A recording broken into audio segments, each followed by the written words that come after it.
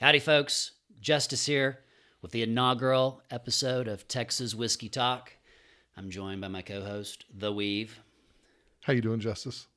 I might be a little nervous. I Our am first episode. excited as all get out right now. I'm super excited. This has been a long time coming. It really has. So we started planning this summer of last year, I think. It's been a while. But we have real jobs, real lives. So this is just a Fun hobby.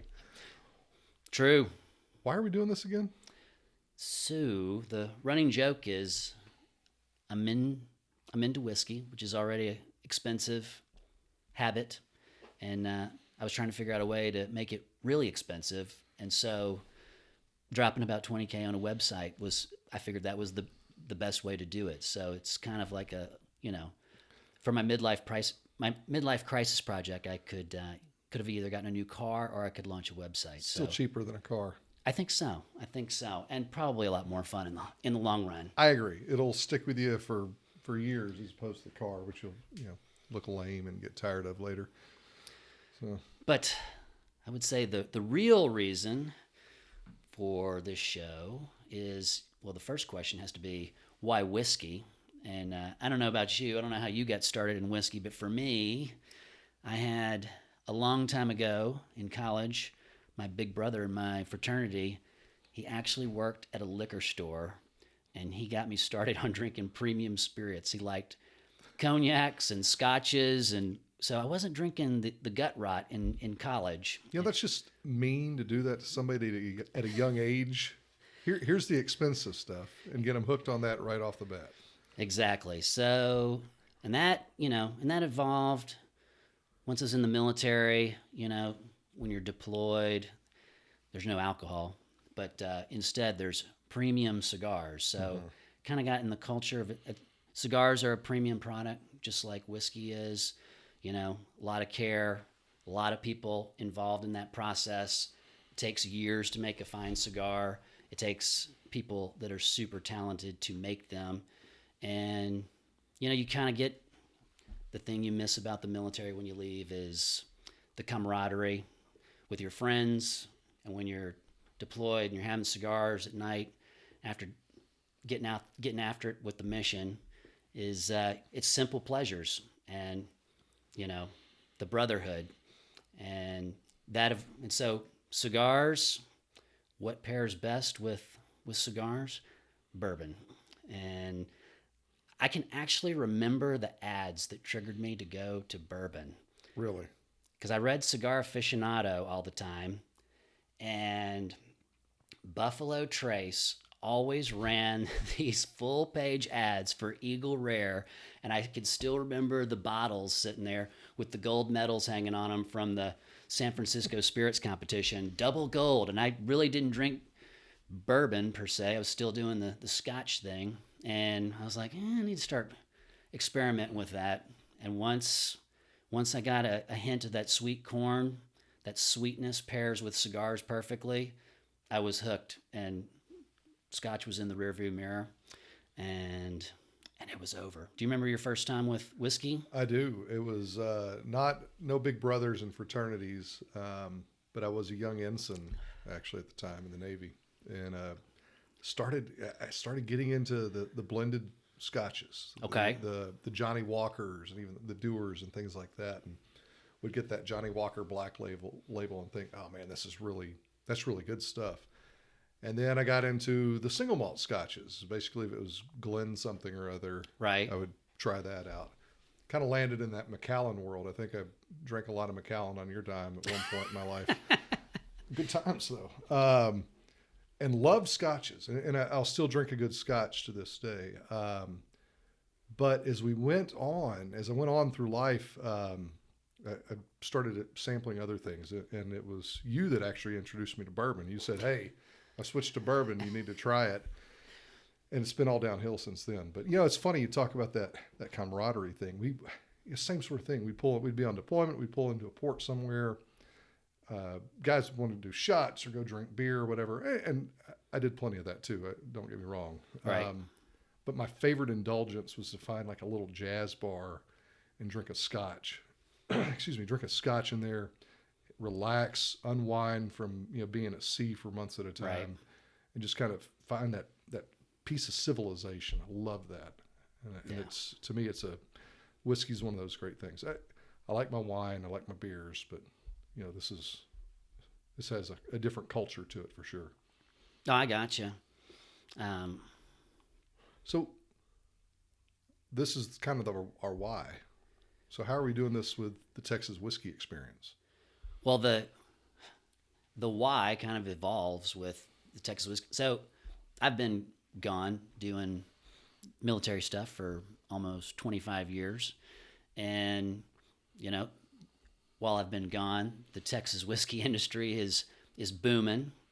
And I wanted to, you know, I really wanted to kind of get reacquainted with Texas. And I wanted to dive into what the Texas whiskey industry is all about. And I just started looking online for resources and things like that. And there's a lot of information out there, but I didn't feel like there was any single source of information. It's all scattered all over the place. Yeah. There's a few shows here and there, but nobody just really 100% focused on Texas whiskey and what it's all about. And so I felt like someone needed to start this. That's awesome. I think it's great. So what in there? How are you going to do this within the? You said you got a website. You got social media, things like that. We'll kind of dive into that a little bit about the details. Well, there's a lot of aspects that are going to be on the site. First off, we've got the Texas Whiskey Trek's going to be on the website. And, you got to have your maps with all your distilleries located on them. And there's a lot of websites out there with distilleries listed, but it doesn't really, the information, there's no so what to those maps on there. And the Texas Whiskey Experience, I want us to be kind of the tour guides for the Texas Whiskey Nation to the whiskey lifestyle in Texas. I want us to be the tour guides. And so the Trek is going to map out all the distilleries that are whiskey centric. Okay. It's also going to highlight all the bars and restaurants that are whiskey centric. But you have to, for the distilleries to make the map, you got to have at least one grain to glass product. Okay. So that's how you get on the map. But it's to clarify though, you've got distilleries, right? Which we've seen that in other formats, right? This one though, when you start talking about whiskey bars and things like that, these are whiskey bars that are featuring Texas whiskeys predominantly, right? Well, not predominantly, right. But they've got a good selection of Texas exactly. Whiskeys. So, you can't. I mean, there's a ton of great whiskey bars out there, but this is the Texas Whiskey Experience. Right. So we're not going to map out all those great whiskey bars unless they are highlighting Texas whiskey and having a good selection, having a good variety of, distilleries from the state. Maybe they have single barrel picks that they've done, that they have exclusively at their location. Maybe they have whiskey flights.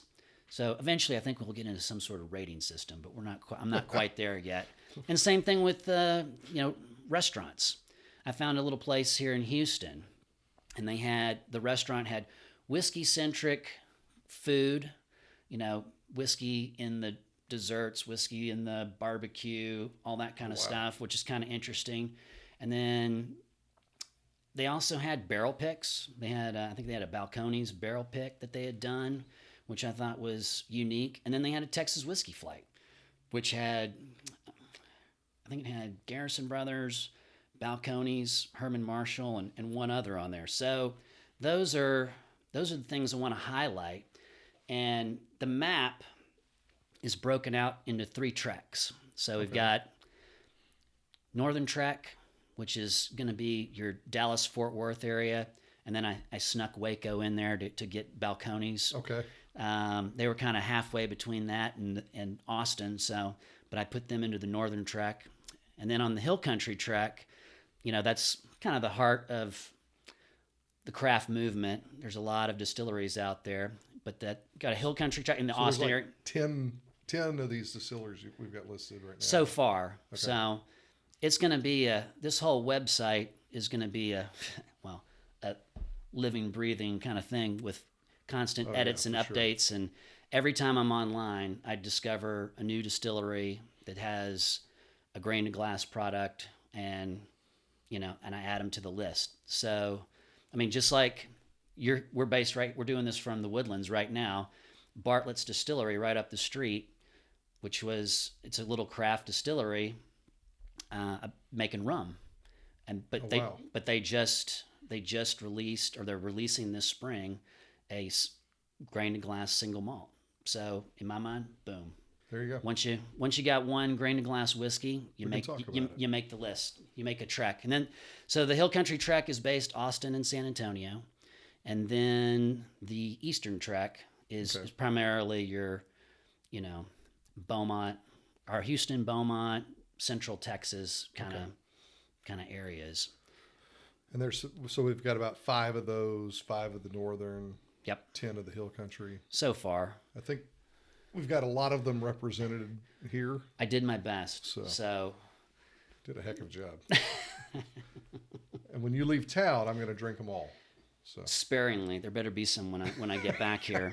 So if you wipe out the library, it's going to be rough. But with the treks though, the idea is I want this to be a resource and say, hey, it's not just going to have maps. It's going to have descriptions, plotting out where you can actually plot out a trip. It's going to have a narrative to go with it so that you can go, hey, you're going to be in the Austin area. Here's a couple of the distilleries you can hit that are co-located, that are close together. Knock them out on a Friday, Saturday. Here's some places to go eat at night that have a whiskey vibe to them, a Texas whiskey vibe to them.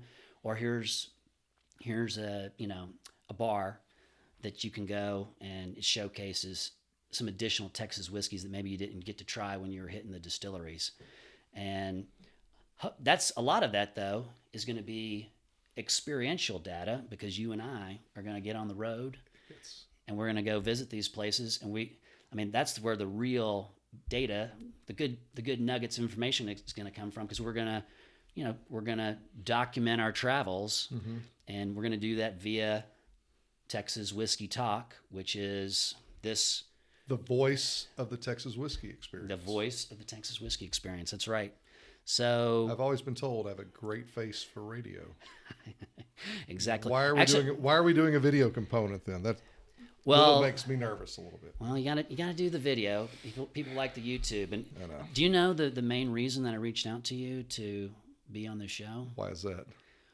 One, you're probably the only person foolish enough that I thought would actually do it. Because I'm an idiot. And then two is, well, we were best friends growing up from Beaumont boys. What, fifth grade? Since fifth grade? Yeah, pretty much. Okay. Go Big B. And then the other thing, the main thing, all these YouTube channels on whiskey, podcasts, all this kind of stuff that I watch and listen to, every single person involved in the whiskey industry has a beard. So I'm not a beard guy. So there's some, and all these distillers, these head distillers, the guys who own them, they all have beards. So there's some sort of gravitas with beards in the whiskey industry. So I had to, drinking a lot of whiskey puts hair on your chest, and that just kind of migrates up to your face. That's what I found. So it works great. So I can't, when it gets hot this summer, I can't shave it, is what you're telling me. No. Okay. No. That's a critical component there. So we got Texas Whiskey Talk. We got the Trek. And the Talk is going to have the blog as well. So the blog that's where you're really going to get some detailed information that kind of gels it together. Like, hey, we're going to go to, we're here in Houston, and we're going to run out to this distillery or that distillery. Close by is this restaurant. close by is this whiskey bar, and just kind of map out a little day trip. And we'll go Gotcha. do that. We'll take some videos, take some pictures at the different locations, and then we'll just kind of gel that all together, and that'll be in the blog as well. Sounds like a lot of fun work, actually. It does. I'm willing to do that. All right, so let's talk details now. Okay. You got more things on the website. Yep. What else are we talking about? So we want to be tour guides of the Texas whiskey, experience, the industry, but so it's kind of got a whiskey travel vibe to the website. But there's also a whiskey geek kind of vibe as well. We're aspiring whiskey geeks. So. We are. I'm not. There's a lot of people out there that are way smarter on whiskey than I am. I'm not going to pretend to be an expert, but I hope that's the kind of audience that we're going to get is people who are getting into whiskey, or they've always been in whiskey, but now they want to really dive into what Texas whiskey is all about. So I want them to come take the journey with us as we travel around and figure all that out. So on the back end of all that travel information, I'm just compiling, just different things about the industry that fascinate me. To start with, I just flat out put, there's a Texas whiskey history timeline. So, I wanted there to be some place that kind of captures all the milestones in the Texas whiskey industry. Okay. So, and if you look at the timeline, the first thing that's going to be on the list is, 2006, Garrison Brothers Distillery is founded, and they were granted the first distiller's permit for bourbon outside of Kentucky and Tennessee, Okay. making it the oldest legal bourbon distillery in Texas. Got it. And that's one of the reasons we're drinking some Garrison Brothers today on the show, which will be a tradition of every show. We will be highlighting some sort of Texas whiskey and enjoying it while we're getting our talk on. And then, and the reason we've got Balcones on here with Baby Blue is 2009, they released it, and that was the first Texas whiskey on the market since Prohibition. So we've got the first distiller Yep. and the first whiskey yep. out here. So this So is paying a little homage today to Nice. some Texas whiskey history, but there's other data on there, like when different legislation was passed that really accelerated the Texas whiskey industry, like House Bill 1974, which allowed the Texas distilleries to provide distilled spirits okay. at their location, so they could run tasting rooms and things like that.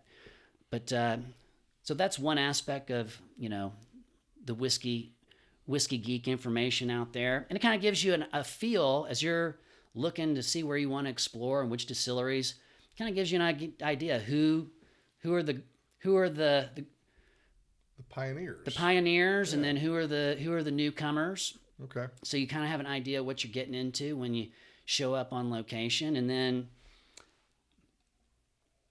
another piece of it, there's going to be a event and bottle release calendar on there. Okay. So, just as a example,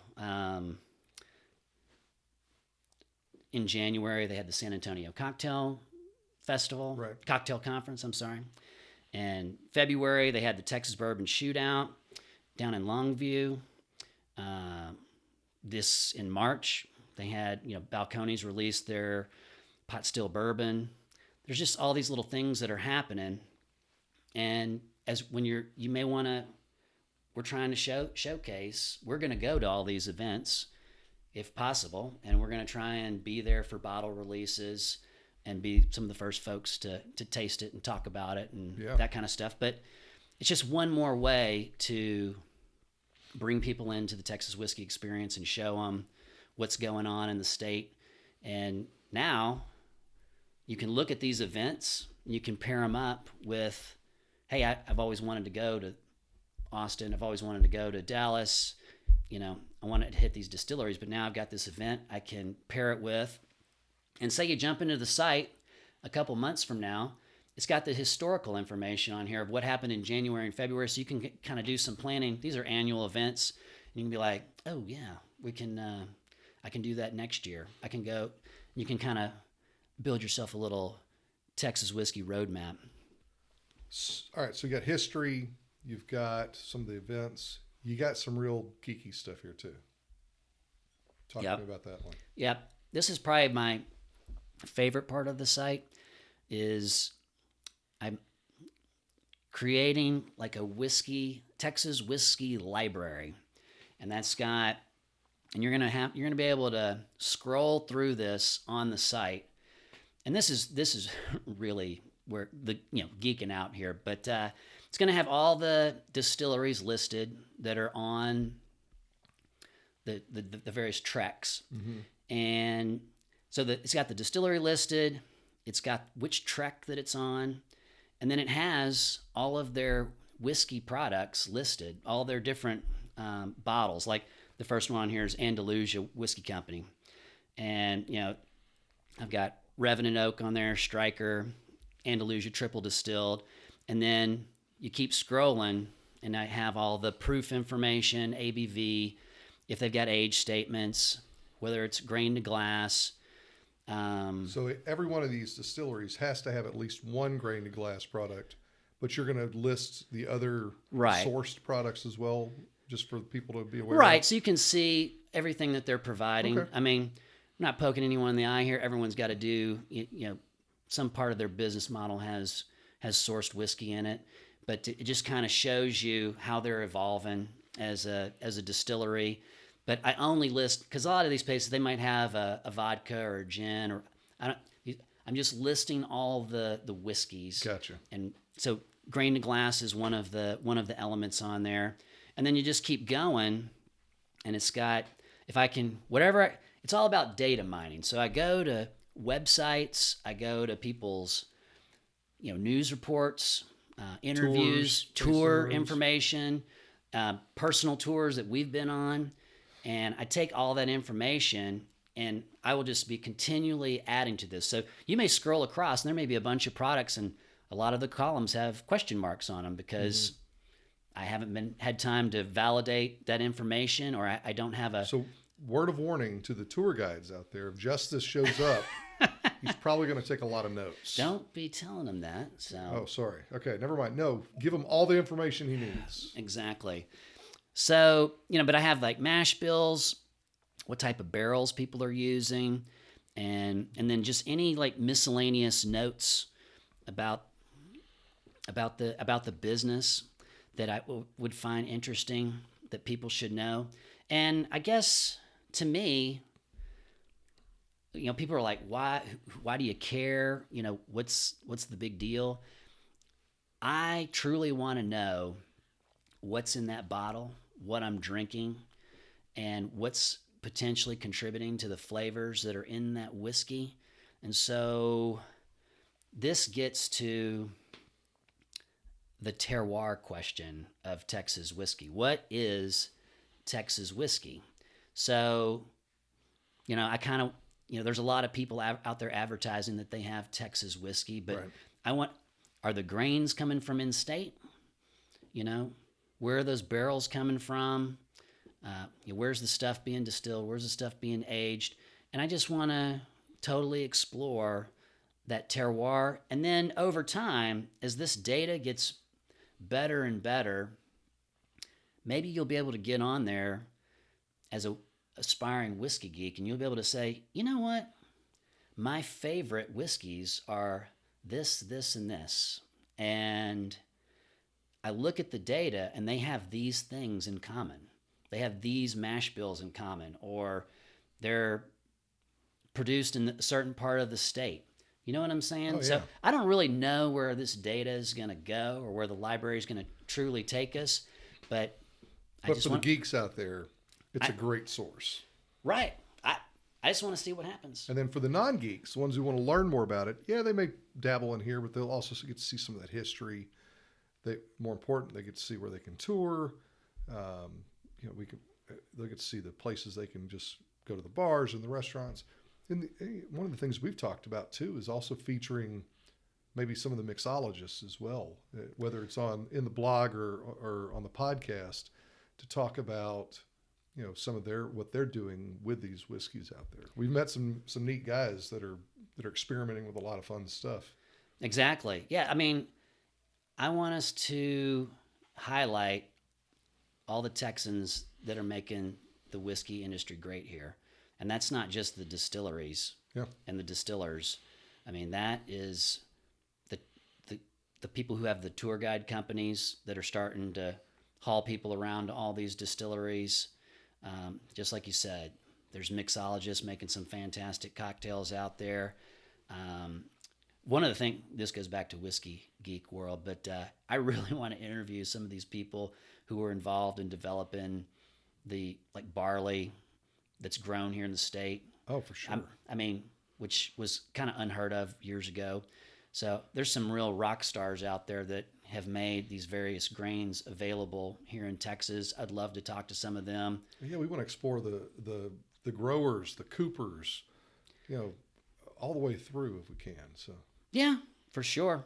So so on the talk, what have we got lined up? What are we thinking about doing? This is episode 1. episode 1. We still have to come up with episodes 2 through 400. Well, we're Any gonna. thoughts? Any thoughts? Yeah.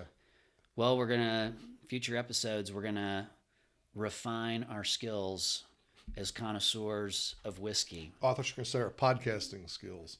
Oh, that's going to take some time. That has been a steep learning curve. But Do some interviews. do some interviews. Maybe do some Facebook Live stuff. We Yeah. talked So about doing that. so events coming up. Like Yes, tonight. For tonight us. we're broadcasting from the Woodlands. We're going to be heading down to the Houston Whiskey Social, largest whiskey event in the state of Texas, so they advertise. Wow, 400 plus whiskeys going to be there. I'm excited. I think the Texas Whiskey Trail is going to be having some sort of room, sponsoring a room.